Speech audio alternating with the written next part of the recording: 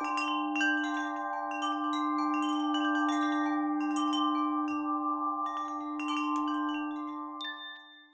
ora, my name is Hepi Mita and I am the director of MERATA, How MUM Decolonized the Screen.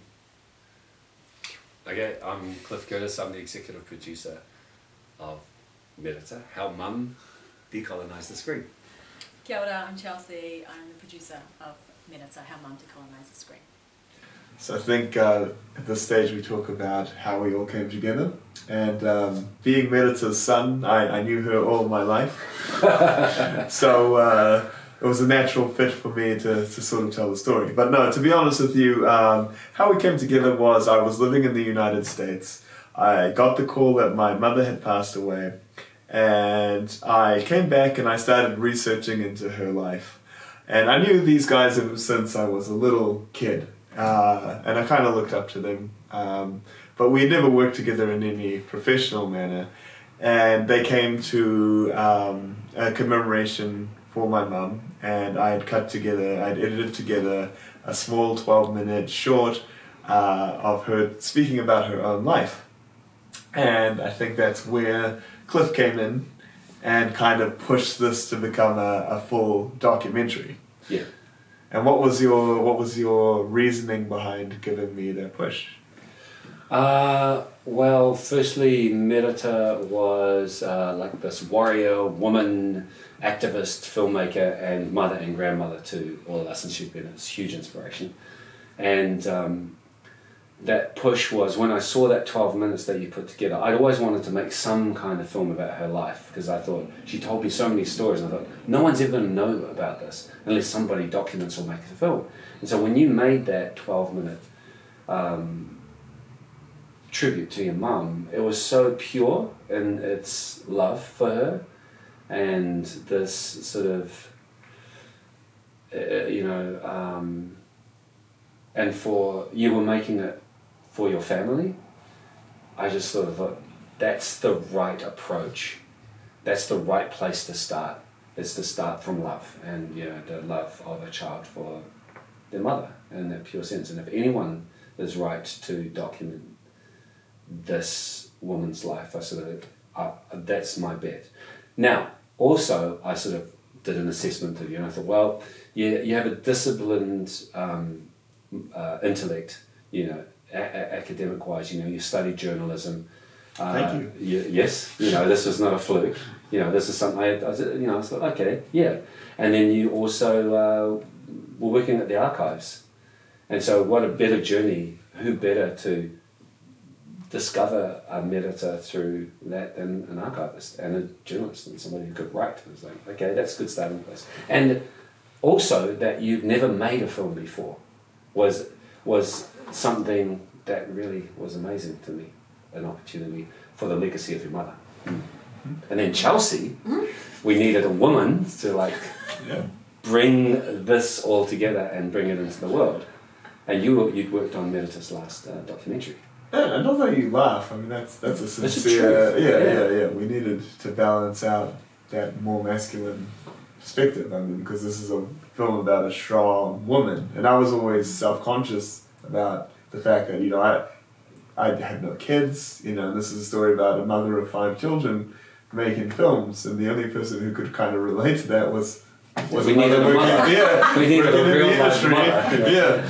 Well, I think when you asked me, yes, I had worked with your mum and on that last film, and but when you had asked me to come on board, I think you both of you took me out for coffee in Wellington, and I kind of just had a bubba, and we had just finished making a film, and I thought, I might just be a mum for a bit.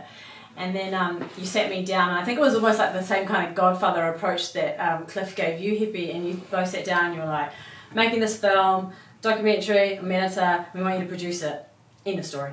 Like, there was no, it's just like, And I guess at the time I was in two minds, only because I was like, oh man, I just finished making something and I felt like, I wouldn't mind just having a break and being a mum, but then you just had to wake up, this is an opportunity that you can't turn down, because it's not only the opportunity to celebrate your mum's life and also kind of, like when you talk about, it was like a therapy for your family, it was also an opportunity for us to have our own kind of grieving too, because we never really got a chance to do that. So it was more of an honour actually that you asked me. So yeah. But wasn't there another element though too? And I don't, forgive me if this is getting quite personal, right? But because you were working with my mum on her last film that she was working on, and she actually passed away while delivering a rough cut of that to the broadcaster. And was there an element of that at play in terms of having to finish that off without her? And you know, kind of being in a grey area, in a strange space because of that.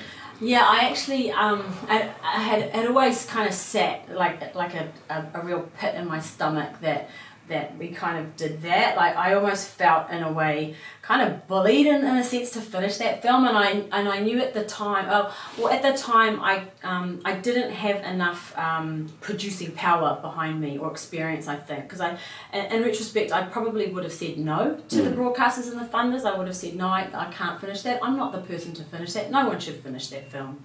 And it wasn't actually until talking to you afterwards how you said you discovered films in your mum's archive and in the shed that she never finished, and there would have been a reason why she never finished that film. So I learned a lot about that. I learned a lot about myself as a producer by listening to you and hearing about her stories and her own stories, and I really grew up a lot through this process in this 5-year period, and I think I actually found a bit of a backbone as a producer by making this film, because we made a lot of decisions in this film that maintained the integrity and I think the true the kaupapa, the real spirit of what it means to make a film with integrity from beginning to end. And I really thank your mum for that, and I thank you and I thank Cliff for having me on board, because it's so nice to hear that actually, because I never heard you say that, like literally. And like for me, I've always like, like the film is so much of my coming of age and you know, me exploring these things and having these difficult conversations with my own older brothers, that I always felt, you know, and you do, you know, maybe it is a bit self-indulgent, but you're like, this is me growing up. But to hear other people also going through those transformational developments through this process, it's really cool. Yeah, I know. I did. I've grown a lot. So now we're going to flip over and answer some questions. From who? From people who saw it on Netflix. Okay, great. All right, I'll start. And the first question is, describe Merata Mita in 3 words. I got 3. I've courage, truth, courage. Oh no, God. Fierce, independent, pioneer. It's got, okay, that's good. Mother, warrior, filmmaker. Yeah, and I think mine was courage, clarity, and love. Many people are being introduced to Maori culture through this documentary. What is your favorite Maori style food dish that you think everybody should try? Oh my gosh. Well, this is an international one, which is always my weak point. Fried bread. Ooh. Oh yeah, that's an indigenous speciality. For Maori, that's an indigenous food. With goat syrup. But I see it all around the world in different forms. Well, for me, that's basically a donut, right, without any sugar on it. Right? That's what. It's fried bread. Yeah. What's your one? Oh my gosh. Well, I would say seafood for me is such a big thing, because I feel like we have the best in the world. And I always think about my nan's mussel chowder, and I think everyone has like a specific mussel chowder recipe. But oh man, my nan's mussel chowder is the best. But I guess you also can't bypass a hani. Cooked. Name it. Well, you know what's always tricky for me is, you know, like we always use the Maori names of the shellfish. So when I'm telling people about like pippies, I'm like, wait, you don't know what a pipi is? That's a clam, right? Is a pipi a clam? It is a clam. Talk about the importance of archiving, documenting and preserving family or cultural histories. And it's funny because, you know, I always thought archiving was like history, right? That was my initial reaction, like, this, you know, we got to document the history of these things.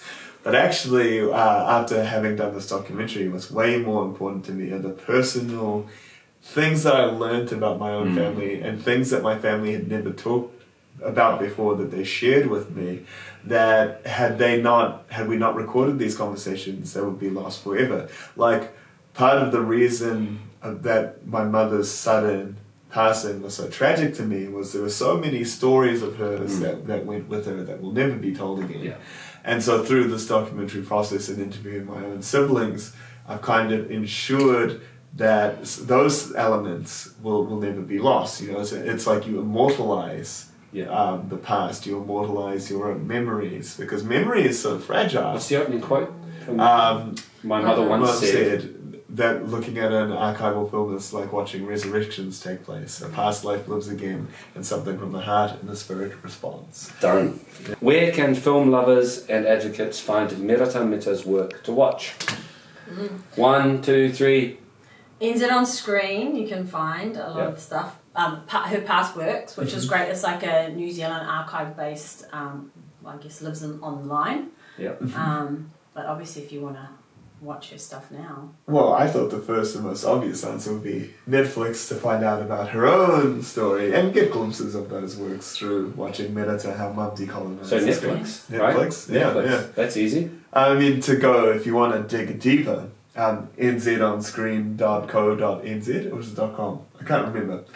But if you just Google NZ on Screen, they have 2 of her documentaries available for streaming online for free.